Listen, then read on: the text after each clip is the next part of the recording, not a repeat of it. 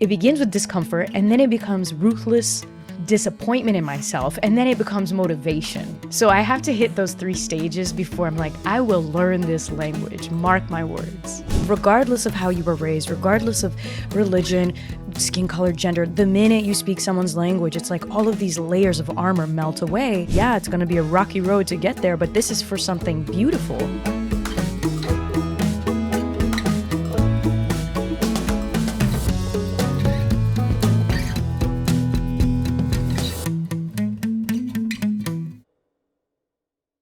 This is the Language Podcast, and I'm Richard Simcott. On the show today, we have the wonderful Jo Franco, YouTube sensation and Netflix star. In this brand new series, we're giving you the tools you need to start learning a language. From speaking to listening, reading and writing, our expert guests and polyglots share their methods, tips, tricks and hacks to get you started. Whether you're new to language learning or just want to add another language to your arsenal, this is the place to be. So where should you start if you want to learn a language? Jo Franco is a YouTube star and has been sharing her language learning journey and travels for many years now. She's the host of the Netflix show, The World's Most Amazing Vacation Rentals. She's the founder of Jo Club, a global online journaling community. And she's the proud author of Fluentish, the language learning planner and journal published by Teach Yourself. Jo currently speaks 6 languages and uses multilingualism as a way to connect to the world, to tell authentic stories about humanity. Well, Jo, it's wonderful to have you here. Whenever I think of starting a new language, I always think of you because you're sort of on social media getting really excited about starting new languages, showing people how to do it. And when we were thinking of putting this whole thing together about getting into language learning, it just made sense that this was a Jo Franco episode. So thank you so much for joining me. Thank you for having me, Richard. I love our chats. This is not the first one, so I'm really excited because I feel like every time we talk, there's so much to talk about. It's so rare to see and hear from someone like you. And, you know, when you're growing up, you don't think there are others like you out there, like other language lovers that really like live and breathe this stuff. So it's a pleasure. Well, that's the thing, isn't it? You know, you're out there doing your thing, learning your languages, and you wonder, you know, is it just me? I mean, let's start from the beginning. I mean, where did all of this start for you with language learning? So I think I'm actually going to tell you a story I don't tell often. When I think it started with being raised by people who valued education. So my grandmother was a school teacher in Brazil. I was born in Rio, so I should not be speaking English. And before we moved to the States and I had to learn English, my grandma was very strict. She was very strict. And she would make sure, because she was retired by the time I was born, and when I was around 3 or 4, she'd make sure that we would sit with books every single day, every afternoon, after the cochilinho da tarde, after our naps, we would go into the shed filled with books, and she would sit there and point at the words and teach me how to read.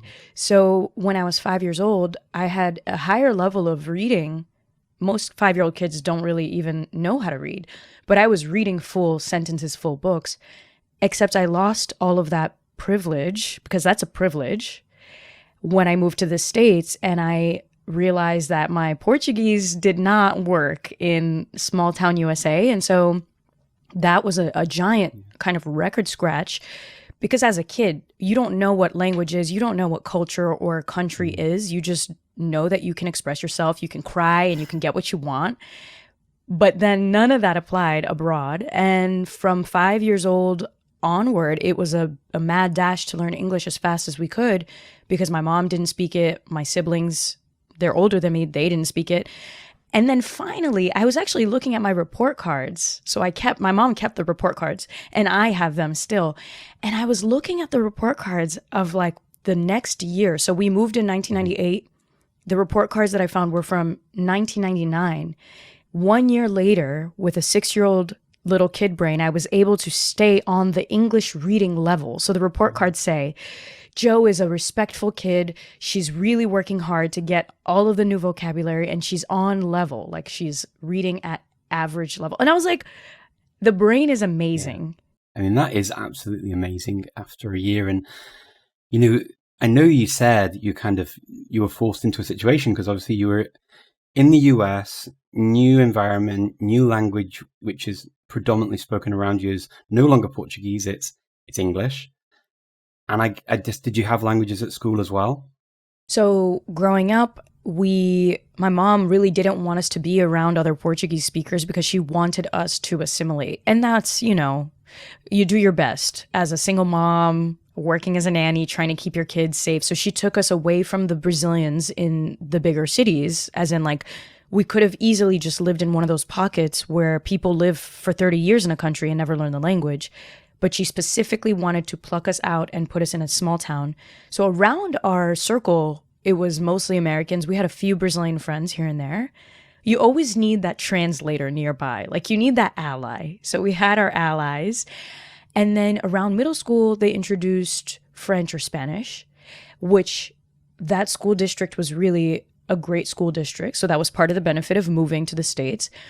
And everyone said I should have chosen Spanish because Portuguese and Spanish obviously are so similar. And they were like, Jo, you'll get an A. And I was like, but why would I give up the opportunity of learning something new? So I took French. It was the less popular choice. And the teacher didn't like me very much. But on day one, I was like, Mom, why do I understand like 80% of what this teacher is saying? Of course, it's a Romance language, so there's that. But then my mom tells me, because when you were a newborn, I was a French teacher and I would speak to you in French. So my language learning really starts before I was even conscious of it. And then French became my favorite thing. I loved studying it. I loved speaking it. I didn't love the grammar very much, but after some hard work, I got into the rhythm of it. In high school, they also had Italian, and I opted in to take both French and Italian back to back. And yeah, I mean, it's been a lifestyle ever since. My word. I mean, when people hear this and they say, well, you know, I had languages at school, or they may have even had another language at home, you kind of have gone beyond that. Which language or languages have been ones that you've really gone, I said, which is the first language that you really decided, I'm going to tackle this on my own? And where did that motivation even come from? So in middle school, I wasn't the best student, but French came easily. And this is where we need to make a distinction. Some people are naturally good at languages. That is true. I think some people have the ear for music and languages. But a lot of those people don't go the extra mile and spend hours doing grammar charts and hours doing flashcards and hours listening and speaking and going out of their way to research things and find books. So the differentiator for me of like, I'm good at languages to this is something that I'm going to get better at and make a part of my life, that came in high school because I had a teacher who believed in me and he saw that I was slacking off. He was like, like, nope. We're going to call on you every single day. I need you to have the right answer. And he pulled me aside and he's like, you could be great if you just worked harder. And that has been on the back of my mind. I know that I can be great. The same thing with like fitness, right? Like we could all have six packs. We could all be great. We all have bodies, so we could do it. The differentiator is the hard work. And so French was the first language that pushed me. And then after that, I was like, oh, I'm really capable of doing this. And so with Italian, it was the same concept. Like anytime I was in a bookstore, I'd run to the language section. I would look for the Italian books. And then I started getting the Italian books that were actually in French. So I could learn both French and Italian, but my French was good enough to explain concepts in Italian. And then I would throw myself in Italy for a month completely alone and force myself to talk to locals, force myself to go out to dinners, talking to servers, talking to, making friends, finding myself in the back of cars with Italians chain smoking. And I'm like living my best life, learning this language, completely swimming in the deep end. So, I mean, is it that then? Is it the kind of getting out of your comfort zone? Because that sounds like what you're describing is this making yourself do things that are not easy and not the kind of default setting. Richard, yes. And so many people look at me and they're like, oh, Jo, it's easy for you. You're an extrovert. But the joke is on all of y'all because I was an introvert and still consider myself to be more like I need my solo time. I need my cozy, safe space. Language learning helped me become more extroverted because you realize you learn a language to speak it. We don't learn languages to collect them like they're freaking like game cards or like Pokemon or whatever. Like, sure, people love the bragging rights, but when it's all said and done, can you connect to another human being? And the other thing I have to say is that you would think that it gets easier every language that you learn, because since I've learned Greek, practice my Greek often, we talk about this and it goes in and out, took a bunch of Egyptian Arabic lessons, was getting really good at that. And then I was like, oh, wait, what about Greek? And then I go back and then I'm like, well, what about German? Now I'm learning Dutch, I'm learning Flemish. And it doesn't really get any easier as far as that feeling of fear, like that feeling of fear of like, and the discomfort. It's not just fear, it's pure discomfort that I'm sitting at a table and I cannot understand what everybody is saying. And I'm just like, it begins with discomfort and then it becomes ruthless disappointment in myself, and then it becomes motivation. So I have to hit those 3 stages before I'm like, I will learn this language. Mark my words. I love it. The way you describe it, kind of the image in my head is, you know, the plate spinner that you get, and they're running around desperately trying to keep all of those plates spinning and then wanting to add more plates to the whole row of plates. Yeah. Do you get that feeling too? Because that's how I feel a lot of the time as well. Yeah. Well, I know we've talked about your language learning journey, which I think is fascinating. And one of the reasons you've been able to polish up, or you kept the languages, it's a tremendous amount of hard work from your side, but also the job at the call center. And so when you have that regular exposure to language, of course, it stays in your brain. So the hard part about being an adult where you don't, if you don't have a job or family or friends that have this language, how are you going to maintain them? And so one way to maintain them is to throw yourself into these situations as often as possible. I was just talking about this morning, that French really stuck to me. Like it's in my brain and I don't think it's going anywhere, because I used to make French videos every single Friday on YouTube when my French wasn't so good. And so the process of putting myself on that schedule of like, chaque vendredi, c'est pour les francophones. And like, I'm putting myself out there in a very big way. At the time, the channel had over 1 million subscribers, and people are commenting like, mais y a plein de fautes là, like so many mistakes. And I'm still going at it. That, I think, built the thick skin. And since then, I honestly haven't found a better learning method. I don't think there's a better learning method than that, because you're on a schedule, you're doing it consistently, you're speaking, which means you have to do some research, you're watching yourself in the edit, you're cutting out the mistakes, you're learning the mistakes as you edit, you're posting, and you're getting the audience engagement to actually correct things that you might have missed. So making videos is a hack. I don't know if you know this, but it's a good one. Well, it's interesting you say it, because I really see the parallel between me and you and how we've done this. It feels like we've made very deliberate decisions to integrate languages into our lives, right? And actually doing it in a way that we didn't have to do it. It wasn't something we were expected to do, but we did it. And I think the reason we did it is so that it normalizes that language in your day-to-day life. Yeah, exactly. And it's not just to have the language. I know you're a man of the heart, Richard. You love a good connection. You have friends all over the world.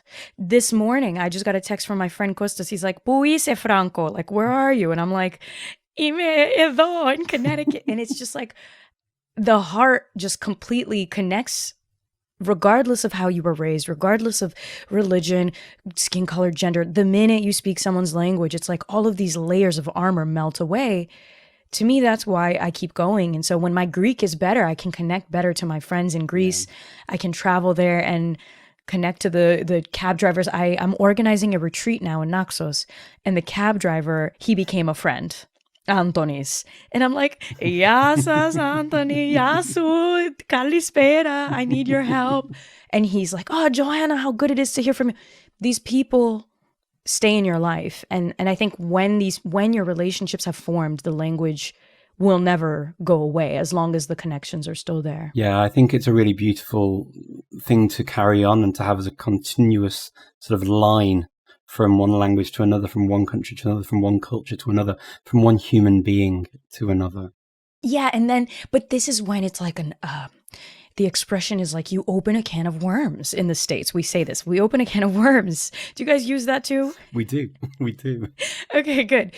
And the thing that I always think about is like, imagine how many more languages I can squeeze into one lifetime. I know you have that feeling too, because what's amazing is when you can glide around.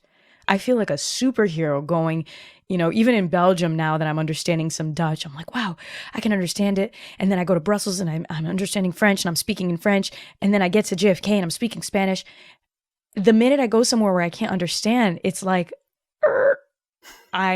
I now am useless. And so then you want to learn everything.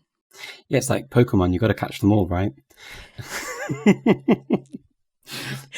But we don't have enough time. No, exactly. But one thing, does stick out to me is, obviously, you've developed your methods and stuff, and you've been doing this over a long period of time. You started at school, being immersed by living in the country. I do wonder, how has your way and your methodology developed over the years? Have there been significant changes that you've noticed, or things that you've just adapted and deepened? Yeah, I think it's been an evolving method. I wouldn't even say that I have a method, because I think every language carries its own challenges that requires creative solutions. For instance, right now I'm learning Dutch and it's really difficult for me. I've taken a few German lessons, but I never got serious into it. And now that I'm learning Flemish, I'm like, wow, this grammar is not it for me right now. And so it's a bit of a struggle. I can understand all the vocab, not all of it, but most of it. I'm catching the patterns in the words. A lot of my method is input, obviously input. So right now I'm watching series. I found a series that I'm obsessed with, but that doesn't mean that I can spit out these beautiful grammatically correct sentences. So right now I'm having to develop something new for myself. And now I'm looking on YouTube channels. I'm finding teachers. I'm going to drill myself as often as possible on these grammar tenses and these grammar and the word placements. That's not something I've had to do in the past. And my friends who speak a language with similar grammar, like I was just talking to my German friend today and she's like, oh yeah, with Dutch, I basically just started like listening to a bunch of it and then I threw myself in the wild. And I'm like, yeah, that's usually how I am with Romance languages. Because when you speak one, it's easy to absorb the others. So I think every new language, with Greek, it was a little bit different too, because that was the first language I learned with a different alphabet. So I spent a lot more time on the letters than I had to in the past. And I think that's what's fun, is that every new language, it actually exposes more resources and more techniques. But the one glue has really been the filming and connecting to people and posting videos online. Well, that's an interesting thread to have through your experience of language learning. And I'm sure there are other people who can adapt that, whether they publish publicly or whether they just do it for themselves. I guess there's a lesson to be learnt there. I do question also, when it comes to learning a language, and like you said, there's changes that take place. What do you do when you wake up in the morning and you just don't feel, you just want one of those days, like a couch day, like just don't do anything? Because we all have those days, right, where we're feeling a bit and yeah. How do you adapt to these different emotions and feelings and periods of your life as well? Because they happen to us all. Well, the brain needs rest, right? Like the brain needs the sleep. If you're seriously learning a new language, you will be exhausted. And I thought it was just me in the beginning. And I was like, oh no, there's actually science behind this. Like your brain is using an incredible amount of energy. So when I'm learning a language, I treat it like a sport. I eat my walnuts because they're good for your brains. I drink coffee because it's good for memory, black coffee. I eat chocolate. Also I love these things, so it's really not hard for me to do these things. But I've researched like what helps your brain restore and kind of like retain. But a big piece of that is also sleep. So taking your sleep and your rest seriously, because a lot of the background subconscious stuff that you don't even realize is happening is what is going to help you the next time you're ready to go, guns blazing. So yeah, if you need a rest day, take a rest day. But there are also these tiny things that you could do to keep it top of mind. I'm not a big fan of learning on the apps.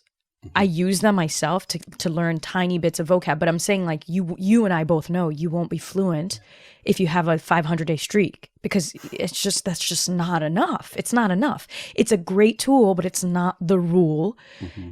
But on those rest days, I'll probably take a look at like the apps, kind of gamify my way through the day, and also finding the entertainment that you actually enjoy that doesn't seem like hard work, because then I'm watching my series. I'm like having a good time. I'm like, who's pregnant? Who's cheating on who? And it's all in Dutch, right? And so it doesn't feel like work. I think finding the things that don't feel like work, and that could be many things. It could be music. It could be a magazine. It could be chatting with a friend. I love that you've got this kind of mindfulness to your approach to language learning. And you're also kind to yourself, it seems, as well. You let yourself make mistakes. You let yourself have these days where it's like, maybe I just need a break.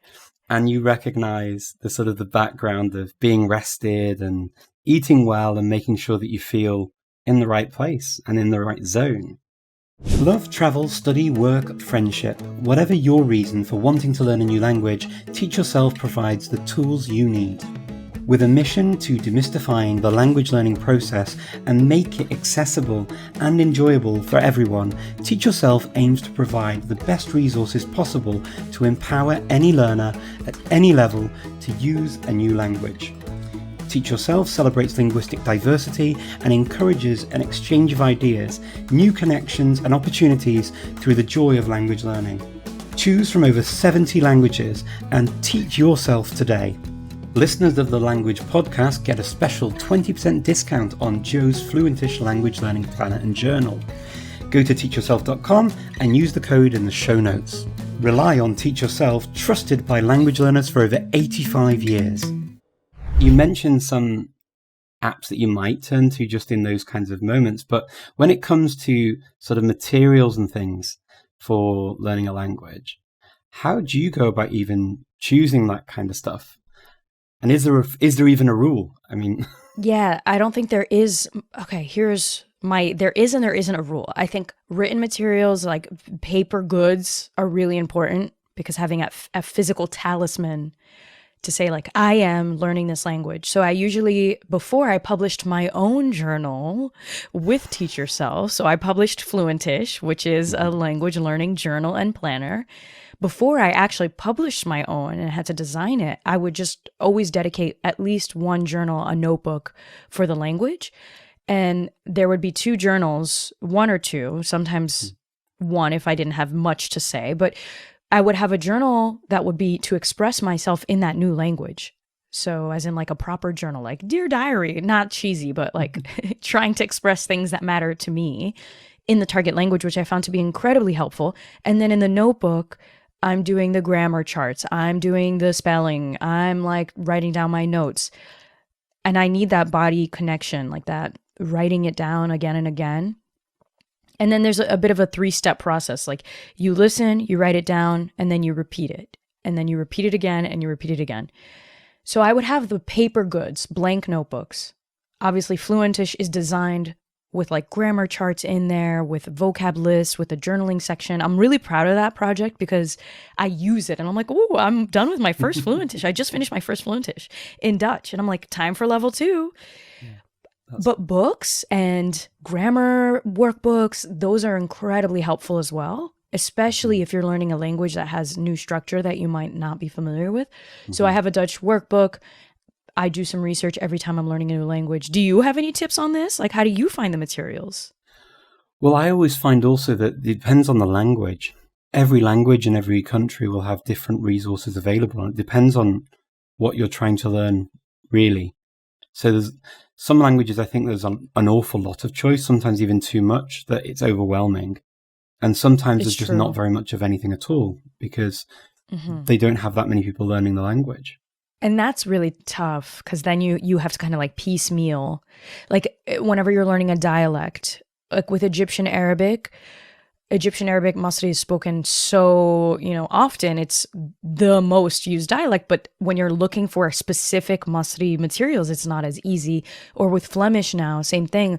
The structure is the same as Dutch from the Netherlands, but the pronunciation and finding teachers that actually teach me with the Flemish accent has been really challenging, but it's not impossible. And I think turning to the internet, like just the other day, I was posting stories. This is such a hack, and you could really build an amazing career by sharing your language journey process. I was posting a story about this book that I found from the 50s that was Dutch. It was an Aussie book, French and Dutch. And one of the followers were like, hey, Joe, did you know that the Dutch language had a huge spelling reform in 2005 or something. And so you need to get the Groene book. And I was like, what? And so these are followers that help show me new resources and teach me. And this is real time, right? Like, so as I'm having these discoveries of resources, if I'm sharing them, I'll get feedback. And it's either going to be like, yeah, that's the best resource. Or Joe, no one speaks like that. Yeah, we're in a very lucky situation really at the moment, because we have access to so many people online, and whether we're working as creators or whether we're just in a community, asking questions online can be quite a powerful tool, and it can really open doors and our minds to things that we hadn't even considered before. And I mean, you talked just briefly now about Fluentish and your planner journal and the methodology behind it and how you're using it now with Flemish. It's brilliant that you've brought this whole project to this point where not only are you obviously offering this to other people, but you're also using it yourself actively. I mean, what an endorsement. Actually use this. It's not just I've written it and it's gone off into the ether. In the journal itself, the journal is organized as part planner. So the beginning, as we all know, learning language takes an incredible amount of time, and we don't have much time, and you have to make time. So the first section is actually dedicated towards like, hey, why are you doing this? Why are you even doing this? And getting to the core, because if we understand the why, we'll have more motivation. And so it's a reminder to ask yourself why. What do you hope to create in your life? So it's like, let's paint the vision of what your life with this language could look like. Because if you see the finish line, you understand that, yeah, it's going to be a rocky road to get there, but this is for something beautiful. So there's like the introspection. Then there's the planning part with, habit trackers, where every single section I have a bit of a tip. So it's like, listen, we're doing habits every day. If you can habit stack and make them multilingual, that's when you're going to find time. So for me, I love running on the treadmill. And so I'll study with an audio lesson at the same time. And so I'm getting a 30-minute workout while getting a 30-minute lesson in. That's an example. Or like you have to do your dishes, you can do an audio lesson there. Or you're on a commute, you could do your reading on your phone or on your Kindle. So the habit tracker is great. Then their goal setting, like, are you going to reward yourself for your milestones? What are your milestones? Do you want to be able to finish a book? Do you want to be able to have a conversation? How do you track that progress? So it's helping people take this gigantic goal of learning an entire language and break it down into tangible steps, which I don't think many people do naturally, just because it's not a human thing to do. We want to tackle everything today. Yeah, I can see exactly those issues when I talk to people learning languages, and this sort of tendency to, I'm going to learn the language, and it's just this huge mountain in front of them, right? That they feel is very difficult. And they may well buy a book, and they may well say, okay, I'm going to start learning the language, and they're super enthusiastic about chapter 1, chapter 2, chapter 3, maybe chapters 4 and 5. So, I mean, but then we talk about this chapter 3 or chapter 5 syndrome, right? Where we just stop. And then the book sits on our shelves and looks at us and screams at us every time we get up and walk past it. You failed at learning me. And psychologically, that isn't good. How does what you do help to combat that and tie into that? So the other section of Fluentish is the workbook section, and it's the grammar charts, and it's the chapter 3 or 4, 5, let's call it. Like, it's the meat. Because you could sit there and plan your habits all you want. You could sit there for your entire day, and instead of actually doing the work. You're just planning doing the work. But the point is, the work needs to get done. And this is with everything. This is not just language learning. This is with fitness. This is with nutrition. This is with relationships. It's tiny daily actions. It's tiny daily actions. So sometimes, of course, a language takes a back seat. Right now, Flemish is top priority because I'm going to Belgium. I just got a visa. I'm going to live there. So that is a real tangible thing that I'm like, okay, I'm going to go next month. So the more Dutch I learn now, the better I am on the ground. But then in June, I'll be in Greece.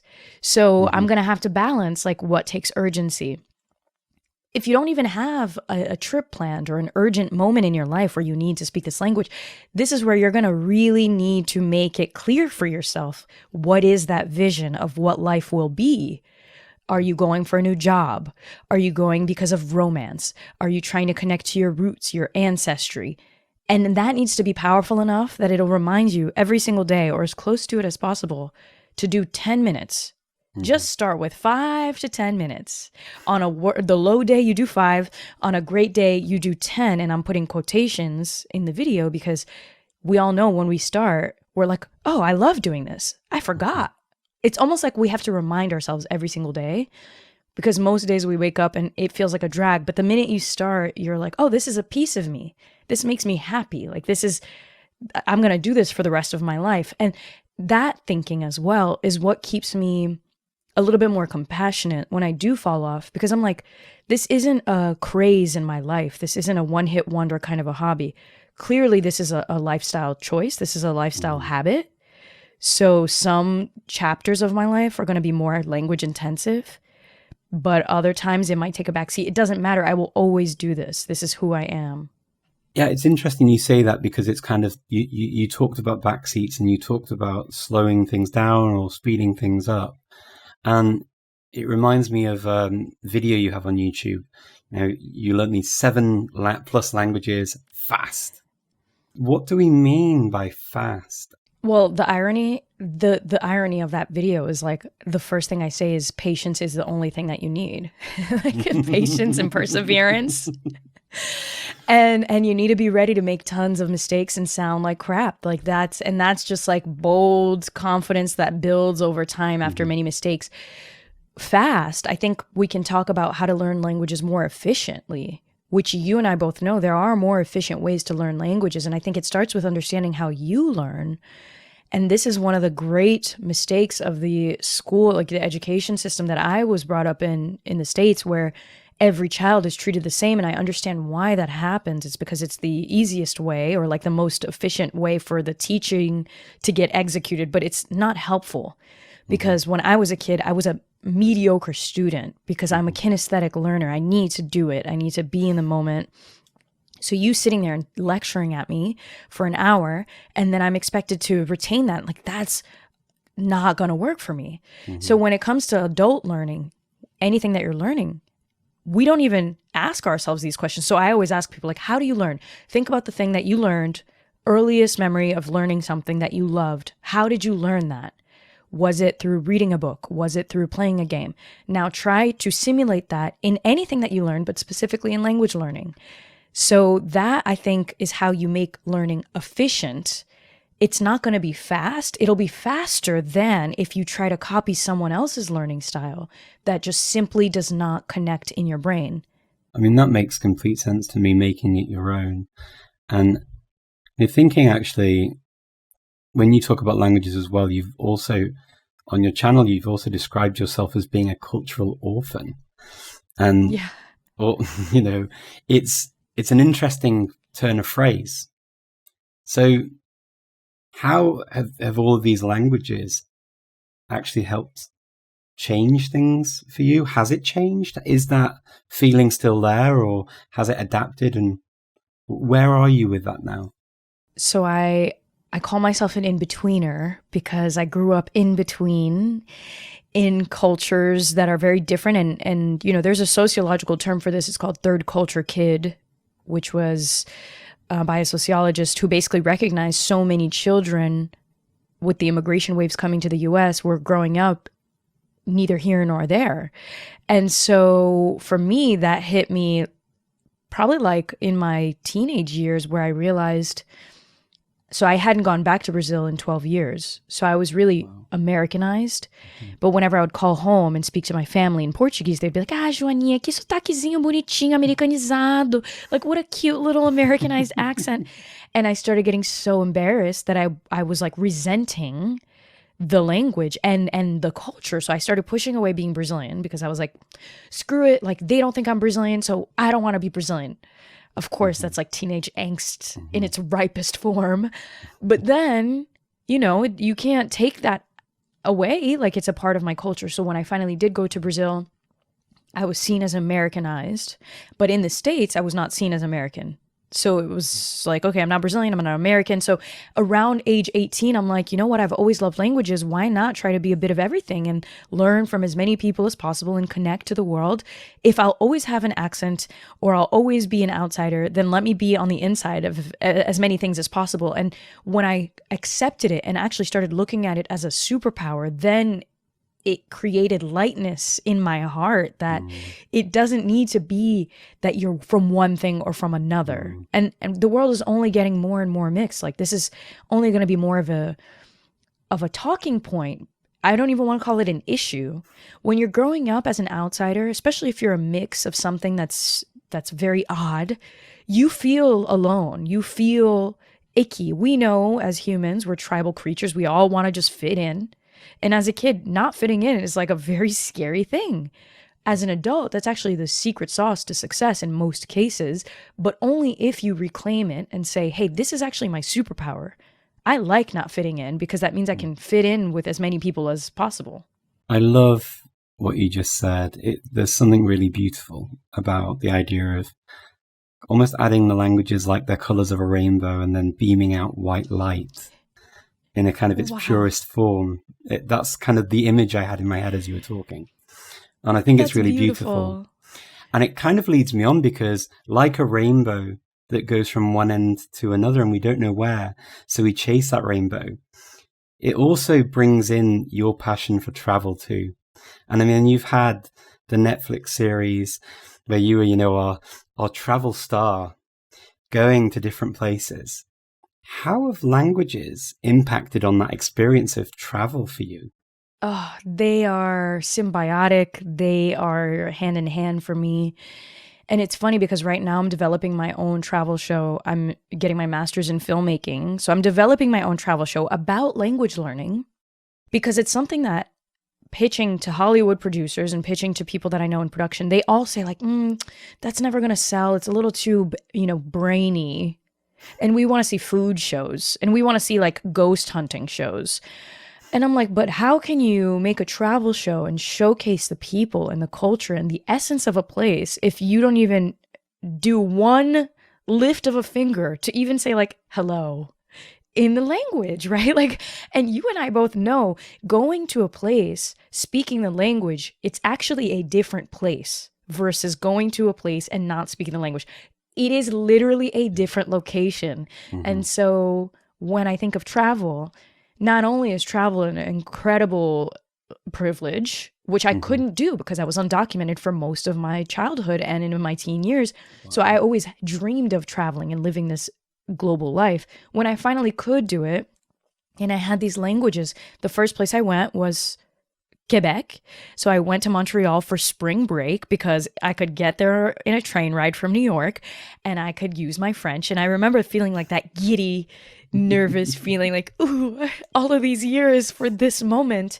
And it was pretty anticlimactic because they all spoke to me in English. But then when I went to France and I studied abroad in Paris and I lived with a homestay mom who only spoke French, it really hit me like, wow, I couldn't be here doing this, experiencing the la vie quotidienne of a French family had I not studied French. I wouldn't see the day-to-day kind of process. I wouldn't see the small nuances of like French culture that you learn through the language and through the people. And so France and Paris to me is much different than Paris to someone who only speaks English or Spanish or whatever language that they come in and speak. They're the same to me, travel and language. And I mean, when you're not traveling and when you're not helping people learn and when you're not producing videos, how else do languages form part of your day-to-day? It took many years, but I had this as a goal that I wanted to have friends message me in different languages as often as possible. And I have since accomplished said goal. And, you know, you can always slide up in my DMs on Instagram, make a new friend. And so the fact that even if I'm home in Connecticut, in a town where like no one else speaks anything here, but I can be home and in my phone is just, these are dear friends that I'm seeing virtually. I'm scheduling FaceTime calls. I'm like seeing them in the summer, whatever. We're making plans. So my life is global, whether I'm in Connecticut or on a plane going somewhere new. The other thing is consuming content. So my feed on Instagram and all of my social media feeds are curated to have multiple languages and creators from different places. So I was just watching a Greek video that was suggested on YouTube, and I just followed a new French speaking creator on Instagram. And so that also took some intention and time to curate and find the content. So I'm seeing content in Dutch, I'm seeing content in Spanish, French on a day-to-day basis. Now I don't have to try to make my life multilingual because I've basically pruned the social media algorithms to know like this is what I like. And not only do I like it, but it keeps me sharp. So I don't even notice a lot of times when content is in a different language because I'm like now just understanding all of it. I'm like just consuming it. I'm like, oh shoot, that was in Italian. I like didn't even notice.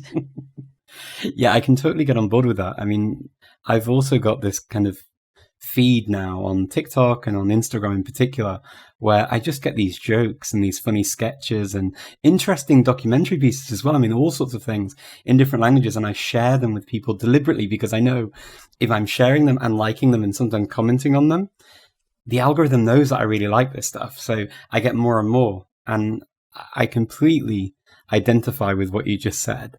It is an absolutely wonderful thing. Now, going forward though, because obviously 7+ languages, the question has to come, when does she stop? I mean, or do you stop? What's next? Are there things that is this just an ongoing thing? Or is there a limit for you? No, learning languages is my life, Richard. It's my life. And at some point when the languages that I knew were strong enough in my mind, and I would say the Romance languages, the first batch of languages, Romance languages. So I spoke French, Spanish, Italian, Portuguese, and English. I was like, oh, I'm multilingual. That's cool. And I got lazy. And that was somewhere in my 20s. I got lazy because I could speak a bunch of languages. And then I was like, wait a minute. This is many, many years into being like complacent with my languages because that's like a great accomplishment.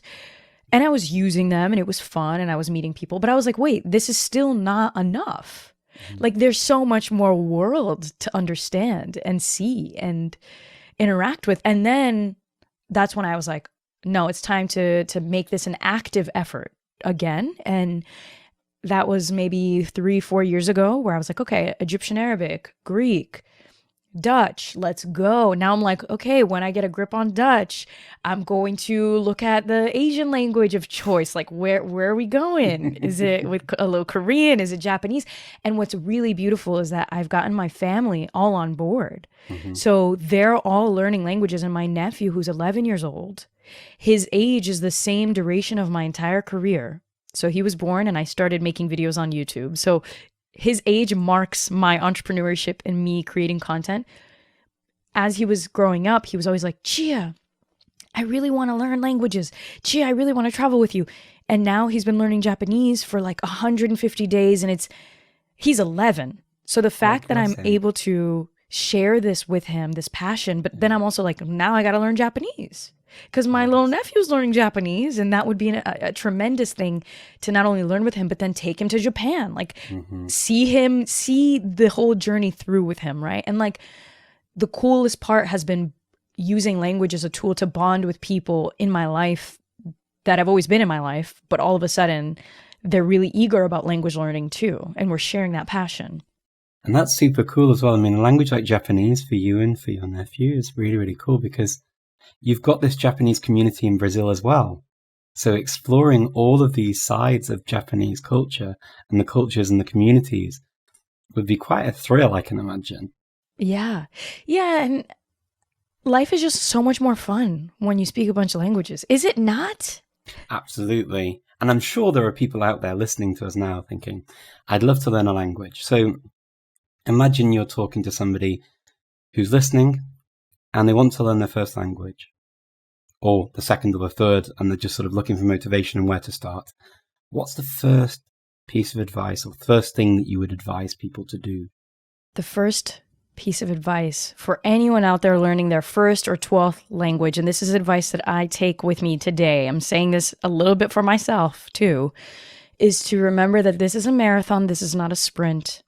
And if you can do a tiny daily action, at the very least, every single day to confirm that you do want to learn this language, that you do love this, that there is a beautiful layer of life that you'll unlock once you speak this language, and keeping that top of mind and in the back of your mind on those hard days, that it's going to take a long time, be patient, and also to rewire our relationship with failure, because the failure is essential, and to take them as funny moments, like to laugh at the mistakes. Otherwise, you're going to feel super self-conscious and you're not going to want to keep going.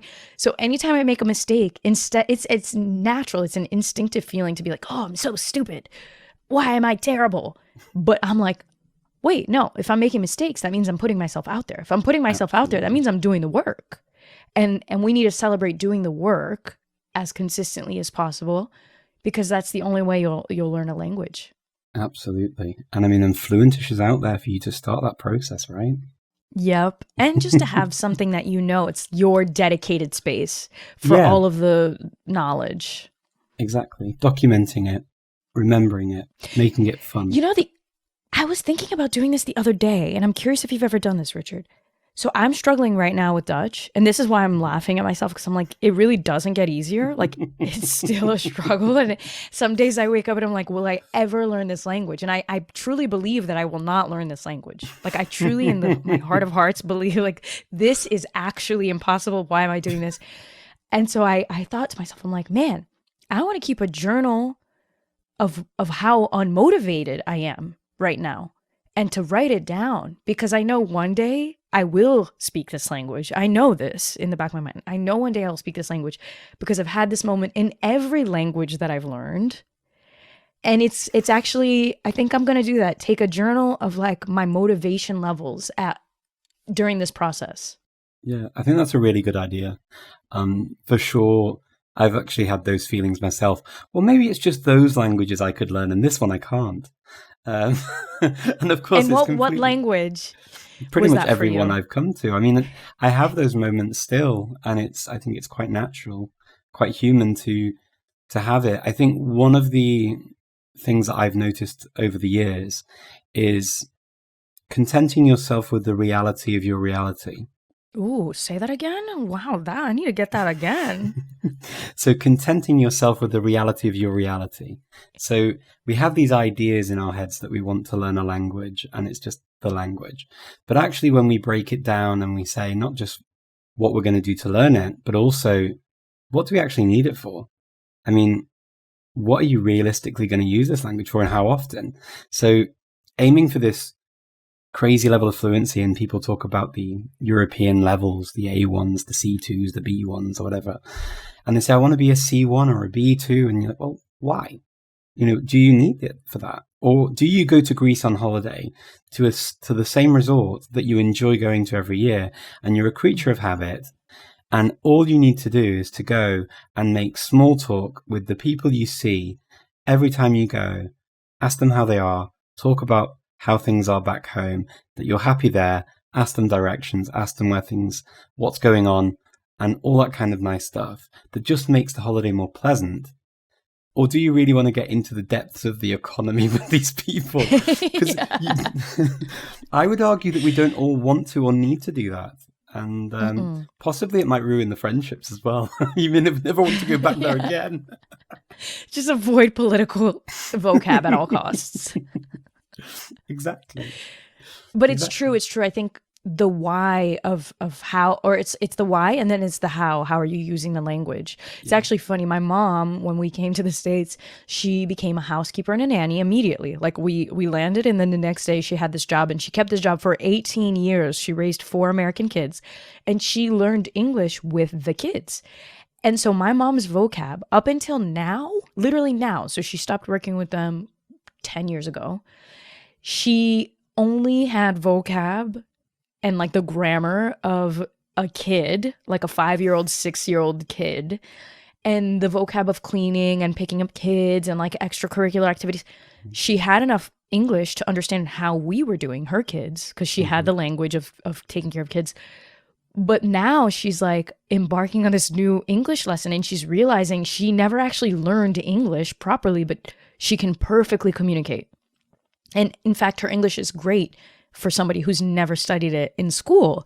And she came when she was in her mid-30s. She was almost in her 40s and learned this language. So I always think about my mom. I'm like, mom did this without a textbook, without a notebook, and she just like went into it. And that's how I feel right now learning Dutch. I'm like, wow, it feels like that anxiety of not being able to express yourself, but it's only a matter of time.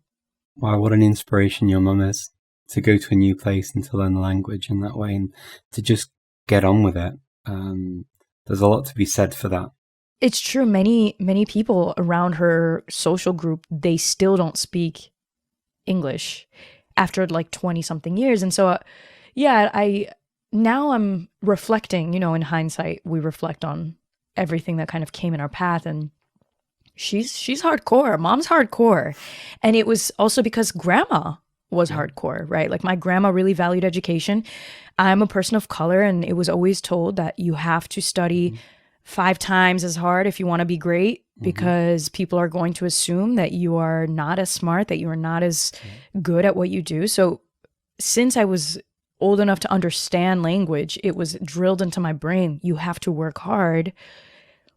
And I think with language learning, that is the ingredient that we all need. It's hard work, right? Is there any other thing that we need? No, I mean, exactly what you said. And look, now we're in a position where we've got this wonderful book of yours out.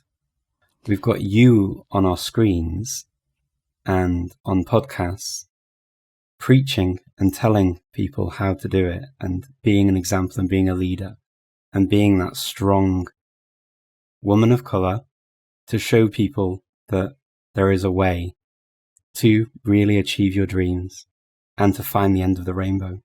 So beautiful. But you know what? It's never the end of the rainbow. There's never an end. Well, that's exactly it. There isn't an end. You find almost the end, I guess, right?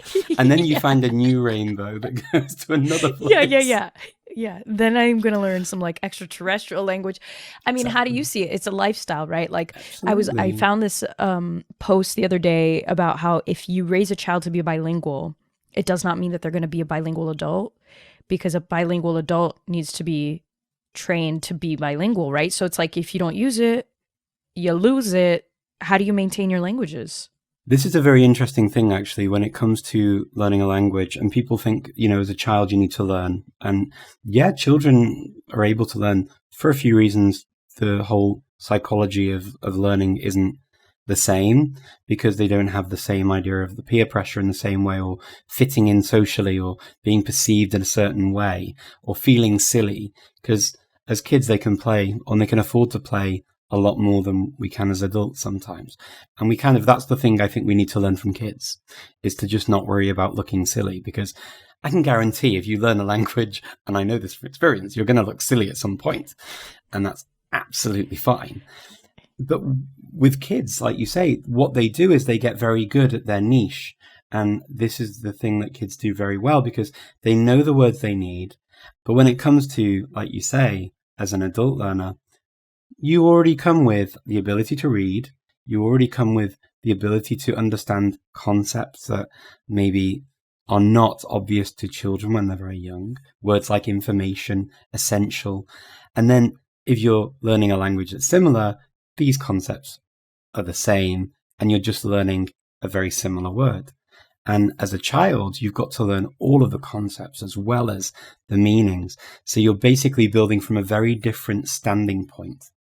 You're looking at a more Yeah. physical world, tactile world that's full of bugs and creatures and things that you like and tastes that you like and sounds that you like. And whereas as adults, we're coming at it from a much more centered, much more, okay, I need to look at this logically and I need to go through sort of a methodology of how I describe things. Yeah, I think the win-win would be to keep the childlike freedom and lack of self-consciousness as much as we possibly can, and use the logic to the best of our ability so that it's a shortcut, or, at least it's a helpful tool versus ignoring one or the other. Because a lot of people are always like, oh, shouldn't you just learn as a kid? I'm like, yeah, you can, but then you would be ignoring the fact that you already know how to read, write, Exactly. and like do all of these things that we learned as adults. It's fascinating. So yes, I'm going to keep this in mind as I drill on with my Dutch grammar, Richard. Well, veel succes with your Dutch. Bedankt. Ja, graag hoor. And, good luck, all the best, congratulations on the visa, and I hope that your new life experiences in Belgium will be just as beautiful and plentiful as they've been so far, and even more. And thank you so much for joining me to talk about this. And we'll make sure, how do people reach you if they want to reach you? Well, first of all, Richard, thank you for having me on. I can't wait to have more of these conversations with you. So that's awesome. And I'm so excited for this podcast. Can't believe that we're doing the first kickoff episode. And people can follow me on YouTube, Jo Franco, JoFranco. So I'll post my Dutch journey there. And on Instagram, I'm always posting some funny shenanigans, JO_Franco. I'm also on TikTok and yeah, I do a bunch of things. So I'll just be on the internet asking everybody for corrections. Wonderful. We'll be there to watch and to celebrate you on your journey. Thanks, Richard. Thank you so much. Take care. If you're feeling inspired and want to learn to speak a new language, in our next episode, we'll be sharing unmissable advice from Benny Lewis from Fluent in 3 Months and the author of the Teach Yourself Language Hacking series. Make sure you subscribe so you don't miss that. Let me know what you've learned from Jo today and how you'll be taking that on in your language learning journey. I'd love to hear from you. Thanks for listening. Bye bye for now.